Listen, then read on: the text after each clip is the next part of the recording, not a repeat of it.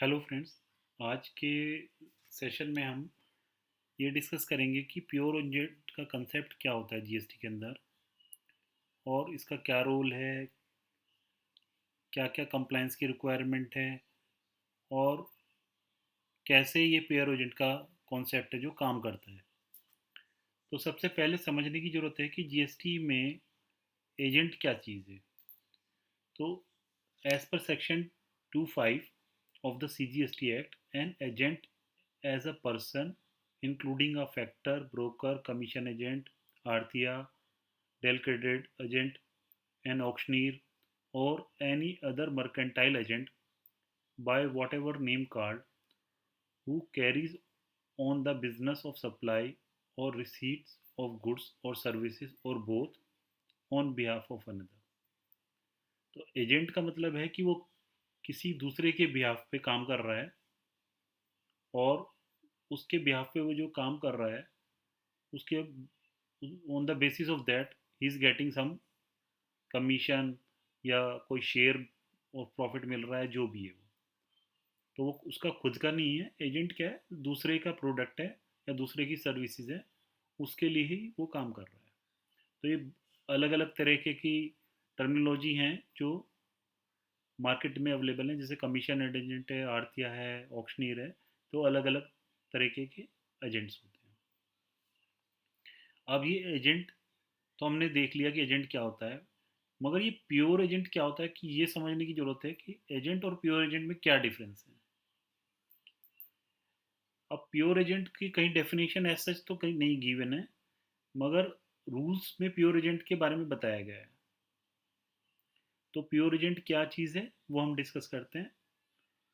Pure agent है वो person enters into a contractual agreement with the recipient of supply to act as his pure agent to incur expenditure or cost in the course of supply of goods or services or both। तो pure agent क्या है कि recipient of goods, recipient of supply के साथ एक contractual agreement हो जाता है और उसके बिहाफ पे वो जो है एक्सपेंसेस इनकर करता है या कोस्ट इनकर करता है। Neither intend to hold or holds any title to the goods or services or both, so procured or supplied as pure agent of the recipient of supply। उसके पास टाइटल वगैरह कुछ नहीं होता गुड्स का, ना ही services का, और वो केवल एज ए प्योर एजेंट काम करता है। सबसे पहले हमने पढ़ा कि एज इनकर करता है एक्सपेंडिचर, कॉन्ट्रेक्चुअल एग्रीमेंट हो गया उसका। एक्चुअल रेसिपेंट के लिए कॉस्ट इनकर करेगा और एक्सपेंडिचर इनकर करेगा, और उसके पास कोई उसका टाइटल नहीं रहेगा। तो इसका मतलब टाइटल जो है डायरेक्टली रेसिपेंट के पास रहता है, मगर एक्सपेंसेस जो पे किए हैं या कॉस्ट इनकर की है वो एजेंट ने की है। Does not use for his own interest such goods और सर्विसेज सो प्रोक्योर्ड। अब जो उसने सर्विसेज या गुड्स ली हैं जिनके लिए उसने कॉस्ट इनकर करी है या एक्सपेंडिचर इनकर किया है, वो अपने यूज़ के लिए वो यूज़ नहीं कर सकता, उसको अपने इंटरेस्ट के लिए यूज़ नहीं कर सकता, क्योंकि वो रेसिपिएंट के हैं, उसके पास कोई टाइटल नहीं है, तो वो उसके लिए अपने लिए यूज़ नहीं कर सकता। Receives only the actual amount incurred to procure goods or services in addition to the amount received for supply he provides on his own account।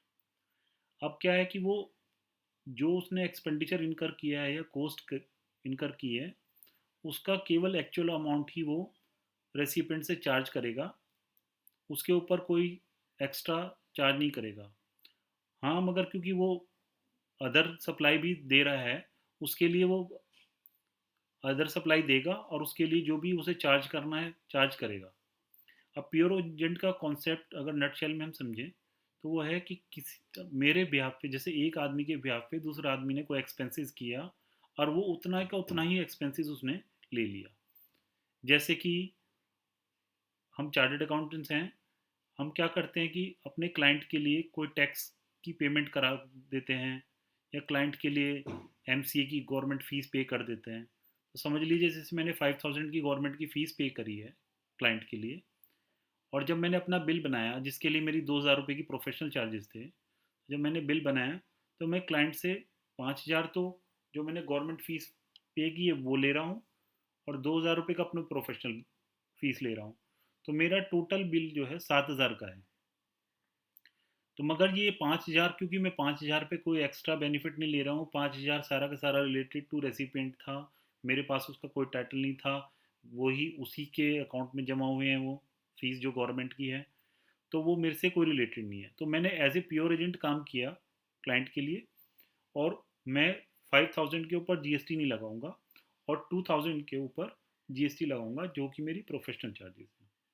तो जो ये 5000 का है मेरे, ये एज ए मैंने प्योर एजेंट लिए हैं, और इसमें मेरा कोई वैल्यूडेशन नहीं है, और ना ही मेरी कोई इनकम है। तो हमें सेम अमाउंट का ही जो है अपने, यानी एक पार्टी ने सामने वाली पार्टी के लिए कोई एक्सपेंसेस किया तो सेम अमाउंट का ही उसने उससे चार्ज करके और रिम्बर्समेंट ले ली है, actual reimbursement.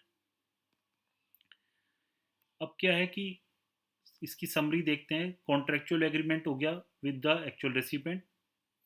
Title of goods जो है वो रेसिपेंट के पास ही रहेंगे, तो वो एजेंट के नाम में नहीं होता कुछ भी। यानी मैं अपने नाम पे ऐसा नहीं कर सकता कि एक जो एजेंट है अपने नाम पे पहले खरीदे और फिर उसको टाइटल को ट्रांसफ़र करेगा रेसिपेंट के नाम पे। वो डायरेक्टली उसी के नाम पे होना चाहिए। तो during the course of his business he has done certain expenditure on behalf of the recipient. तो वो एक्सपेंडिचर का वो एक रिम्बर्समेंट ले रहा है, तो वो हमारा एजेंट सर्विसेज में आता है, प्योर एजेंट सर्विसेज में। Do not use for his own interest, receives only the actual amount. तो एक्चुअल अमाउंट ही रिसीव करेगा वो, कोई उसके ऊपर एडिशनल नहीं ले सकता वो। कुछ एग्जांपल हैं, जैसे पोर्ट फीस हम देते हैं, पोर्ट चार्जेस हैं, custom duty, clearing forwarding agent हैं, ये कस्टम ड्यूटी पहले पे कर देते हैं और बाद में क्लाइंट से रिकवर करते हैं। डॉक ड्यूज हैं, ट्रांसपोर्टेशन चार्जेस हैं, paid by custom broker on behalf the owner of the goods. और कुछ केसेस में क्या होता है कि क्लियरिंग एंड फॉरवर्डिंग एजेंट जो होता है वो रिम्बर्समेंट लेता है प्रिंसिपल से फॉर फ्रेट के लिए, गोडाउन चार्जेस वगैरह के लिए। अब वैल्यू ऑफ सप्लाई क्या रहेगी प्योर एजेंट के केस में, ये हम डिस्कशन करते हैं। Rule 33, not with standing anything content in the provisions of this chapter, the expenditure और cost incurred by a supplier as a pure agent of the recipient of supply shall be excluded, shall be excluded। यहाँ पे ये important है, shall be excluded from the value of supply if all the conditions are satisfied। तो जो भी as a agent अगर हम काम कर रहे हैं, तो जो भी हमने कोई एक्सपेंडिचर वगैरह किया है वो हमें एक्सक्लूड करना है वैल्यू ऑफ सप्लाई के लिए, अगर क्या ये नीचे वाली जो कंडीशंस हैं ये हम सेटिस्फाई करते हैं। The supplier act as a pure agent of the recipient of the supply. तो प्योर एजेंट हमने समझा कि हमें जितना एक्सपेंडिचर हमने किया उतना ही हम ले रहे हैं, टाइटल रेसिपिएंट के नाम पे होना चाहिए, और एक्चुअल रिम्बर्समेंट ले रहे हैं when he makes the payment to third party on authorisation of by such recipient.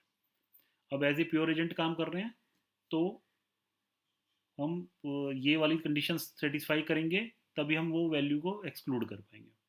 The payment by the pure agent on behalf of recipient of supply has been separately indicated in the invoice। Invoice के अंदर उसको separately indicate करना है। Issued by the pure agent to the recipient of services.